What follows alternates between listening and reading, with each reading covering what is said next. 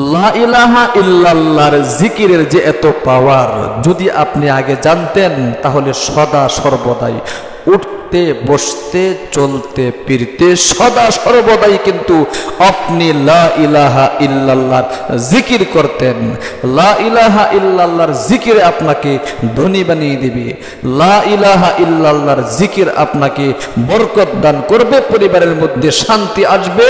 চতুর্দিক থেকে অনেকেই কিন্তু প্রশ্ন করে থাকেন, হুজুর আমরা টাকা পয়সা ইনকাম করতেছি কিন্তু আমাদের টাকা পয়সায় কোনো বরকত নেই, এটা কেন? একমাত্র নবীজির শেখানো আমলগুলো না করার কারণে। লা ইলাহা ইল্লাল্লাহর জিকিরের আমল আপনি করেন, অবশ্যই আপনার দুনিয়াতে কোনো চাওয়া অপূর্ণ থাকবে না। সমস্ত চাওয়াই আল্লাহ তাআলা আপনার পূরণ করে দিবে। পরিবারের মধ্যে গায়বীভাবে চতুর্দিক থেকে বৃষ্টির মতো রিজিক আসা শুরু হয়ে যাবে। আপনি লা ইলাহা ইল্লাল্লাহর জিকিরটা একটু সময় নিয়ে করেন না। জীবনতে অনেক সময় নষ্ট করে থাকেন গান বাদ্য, টিভি, সিনেমা, টিকটক ইত্যাদি থেকে সামান্য সময় নিয়ে পারবেন না? আজকের এই ভিডিওটা দেখে আর লা ইলাহা ইল্লাল্লাহর জিকিরের নিয়মটা শিখে কিভাবে পরিবারের মধ্যে শান্তি আনতে হয়, কিভাবে পরিবার থেকে অভাব দূর করতে হয়, আল্লাহ তাআলা ওয়াদা করে বলেছেন আপনি যদি লা ইলাহা ইল্লাল্লাহর জিকির করেন, এক নম্বরে আপনার জীবনের যৌবনের সমস্ত গুনাহগুলো সাবানের ফেনার মতো সাফ হয়ে পরিষ্কার হয়ে আপনি নিষ্পাপ হয়ে যাবেন। দ্বিতীয়তে আপনার পরিবারের মধ্যে অভাব অনটন, দুঃখ কষ্ট, পেরেশানি এবং ঋণগ্রস্ততা আর থাকবেন না। অবশ্যই আল্লাহ তাআলা আপনার সব সমস্যার সমাধান করে দিবেন একমাত্র লা ইলাহা ইল্লাল্লাহর জিকির। দেখেন এই কালিমাটা আমরা সকলেই কিন্তু পারি, অনেকেই পারি সহি শুদ্ধ পারি না, অনেকেই কিন্তু সহি শুদ্ধ পারি কিন্তু আমলটা কিভাবে করতে হবে সেটাও বুঝি না। এই জন্য ভিডিওটা শুরু থেকে শেষ পর্যন্ত কন্টিনিউ করুন, ইনশাআল্লাহ আপনি আমলটা শিখতে পারবেন। আশা করি আমার সাথে সাথে চক্ষুগুলো বন্ধ করে ইনশাআল্লাহ লা ইলাহা ইল্লাল্লাহর জিকিরটা কিভাবে করবেন আমলটা আজকে করাইয়া দিব।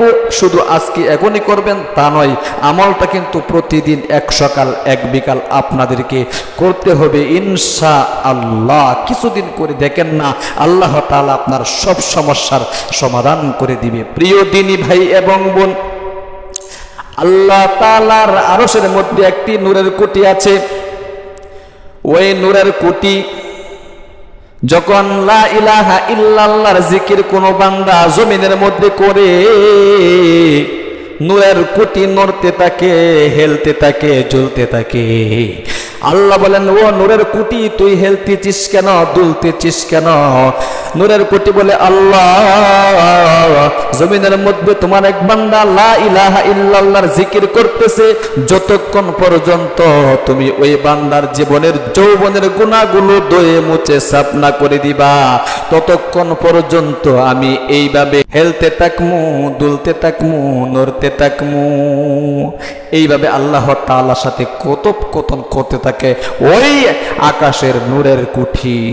আল্লাহ তাআলার আরশের মধ্যে কিন্তু এই নূরের কুঠিটা রয়েছে। এই জন্য প্রিয় দিনী ভাই বোন, লা ইলাহা ইল্লাল্লাহর জিকির অত্যন্ত পাওয়ারফুল জিকির। এই জিকিরটা করার আগে আপনাদেরকে সর্বপ্রথম দুরূদ শরীফের আমল করে নিতে হবে। কারণ নবী করিম সাল্লাল্লাহু আলাইহি ওয়াসাল্লাম বলেছেন, একবার যদি কোনো ব্যক্তি আমার উপর দুরূদ শরীফ পাঠ করে, আল্লাহ রাব্বুল আলামিন সে পাঠ করতে দেরি হবে, তার আমলনামার মধ্যে 10টি নেকি দিয়া দিতে আল্লাহ রাব্বুল আলামিন দেরি করবেন না।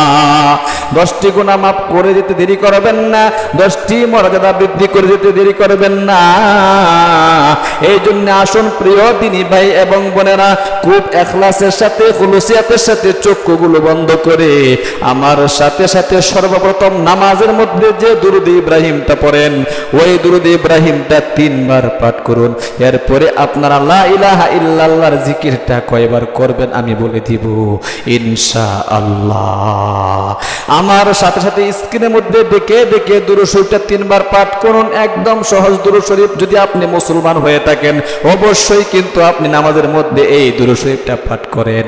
আমার সাথে সাথে সহি শুদ্ধভাবে চক্ষুগুলো বন্ধ করে পাঠ করুন আর মনে মনে বলুন, আল্লাহ জীবনে অনেক অন্যায় করেছি, পাপ করেছি মাওলা, আমার সমস্ত অন্যায়কে সামনে রেখে আমি তোমার নিকট তওবা করিতেছি, আমার জীবনের যৌবনের সমস্ত গুনাহগাতা ধুয়ে মুছে সাফ করে আমাকে নিষ্পাপ করে দাও। আল্লাহু আকবার।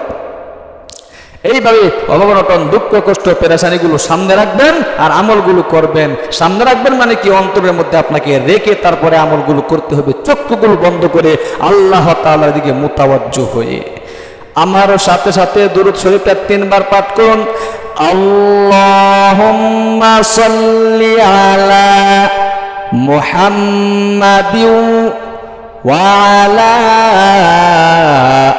আলি মুহাম্মাদ কামা সাল্লাইতা আলা ইব্রাহিম ওয়া আলা আলি ইব্রাহিম ইন্নাকা হামিদুম মাজিদ। আল্লাহুম্মা সাল্লি আলা মুহাম্মাদিন ওয়া আলা আলি মুহাম্মাদ কামা সাল্লাইতা আলা ইব্রাহিম ওয়া আলা আলি ইব্রাহিম ইন্নাকা হামিদুম মাজিদ। আল্লাহুম্মা সাল্লি আলা মুহাম্মাদিন ওয়া আলা আলি মুহাম্মাদ কামা সাল্লাইতা আলা, একটা সাথে পাঠ করুন খুব মনোযোগ সহকারে। আল্লাহুম্মা সাল্লি আলা মুহাম্মাদিন ওয়া আলা আলি মুহাম্মাদ কামা সাল্লাইতা আলা ইব্রাহিম ওয়া আলা আলি ইব্রাহিম ইন্নাকা হামিদুম মাজিদ। এরপরে আসুন লা ইলাহা ইল্লাল্লাহর জিকিরটা 100 বার পাঠ করবেন।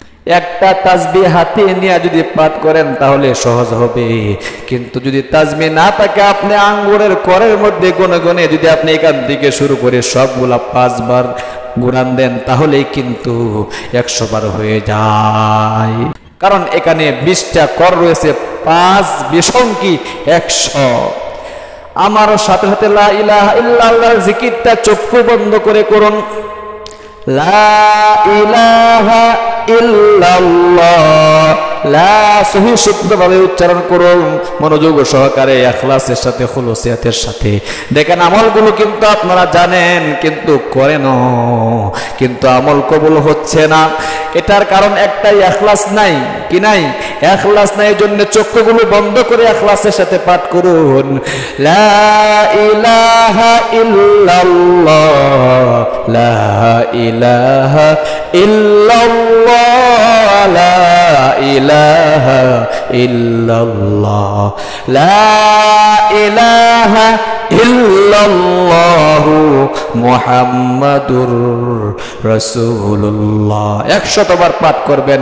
সর্বশেষে 99 বার যখন হয়ে যাবে এরপরে লা ইলাহা ইল্লাল্লাহু মুহাম্মাদুর রাসূলুল্লাহ, এটা পুরোটাই পড়বেন, 100 বার পূর্ণ করবেন।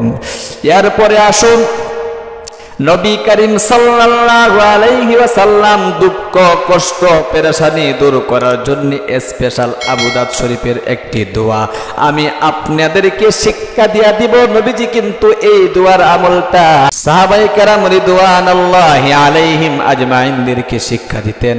তারা কিন্তু এই আমলগুলো করে, এমন কি একজন সাহাবী আবু উমামা রাদিয়াল্লাহু তাআলা আনহুকে শিক্ষা দিয়েছিলেন। অসময়ের মধ্যে একদিন মসজিদে এসে কান্নাকাটি করতেছিলেন। রাসূল দেখলেন, তখন তাকে আমল শিক্ষা দিয়ে দিলেন। আমলটা করার পরে তিনি কিন্তু বিশাল বড় ধনী হয়ে গিয়েছিলেন। নবীজির শেখানো প্রত্যেকটা আমলই কিন্তু অনেক পাওয়ারফুল। আমার সাথে সাথে পরিবার থেকে দুঃখ কষ্ট পেরেশানি দূর করার জন্য অনেকে চাকরি বাকরি করতেছেন, টাকা পয়সায় কোনো বরকত নেই। বরকত আসার জন্য মাস শেষে আপনার টাকাও শেষ হয়ে যায়, বাড়ি পর্যন্ত টাকা আপনি নিয়ে আসতে পারেন না। ঋণগ্রস্ততাই ছিলেন আগে, এখনো ঋণগ্রস্ততার মধ্যেই রয়ে গিয়েছেন, ঋণ আর পরিশোধ করতে পারেন নাই। এই জন্য আসুন খুব ইখলাসের সাথে আমার সাথে সাথে দোয়াটা পাঠ করুন।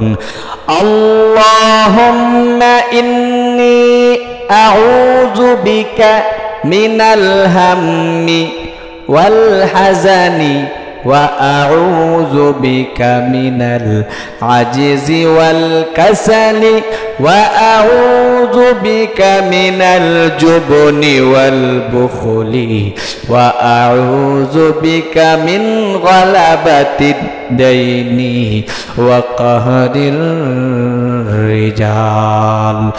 আল্লাহুম্মা ইন্নী আউযু বিকা মিনাল হাম্মি ওয়াল হাজানি ওয়া আউযু বিকা মিনাল আজিজি ওয়াল কাসালি ওয়া আউযু বিকা মিন গালাবাতিদ দাইনি ওয়া কাহরির রিজাল। আল্লাহুম্মা ইন্নী আউযু বিকা মিনাল হাম্মি ওয়াল হাজানি ওয়া আউযু বিকা মিনাল আজিজি ওয়াল কাসালি ওয়া আউযু বিকা মিনাল জুবনি ওয়াল বুখলি ওয়া আউযু বিকা মিন গালাবাতিদ দাইনি ওয়া কাহরির রিজাল। তিনবার পাঠ করার পরে সর্বশেষে সংক্ষিপ্ত একটি মোনাজাত করবেন। মোনাজাতের মধ্যে বলবেন আল্লাহুম্মা আমিন। মাওলা পাক ও আমার মুনিব, আমার জীবনে অনেক গুনাহ হয়ে রয়েছে, গুনার দিকে তাকালে জাহান্নাম ছাড়া তো আর কিছু দেখতেছি না। আল্লাহ তুমি আমার গুনার দিকে না তাকাইয়া মেহেরবানি করে তোমার রহমতের দিকে তাকাইয়া তুমি আমার জীবনের যৌবনের সমস্ত গুনাহগুলো ধুয়ে মুছে সাফ করে দাও। আল্লাহ অভাবের মধ্যে পড়ে আছি, অভাব দূর করে দাও। দুঃখ কষ্টের মধ্যে পড়ে আছি, দুঃখ কষ্ট দূর করে দাও। পেরেশানির মধ্যে পড়ে আছি, পেরেশানি দূর করে দাও। দুশ্চিন্তার মধ্যে পড়ে আছি, দুশ্চিন্তা দূর করে দাও।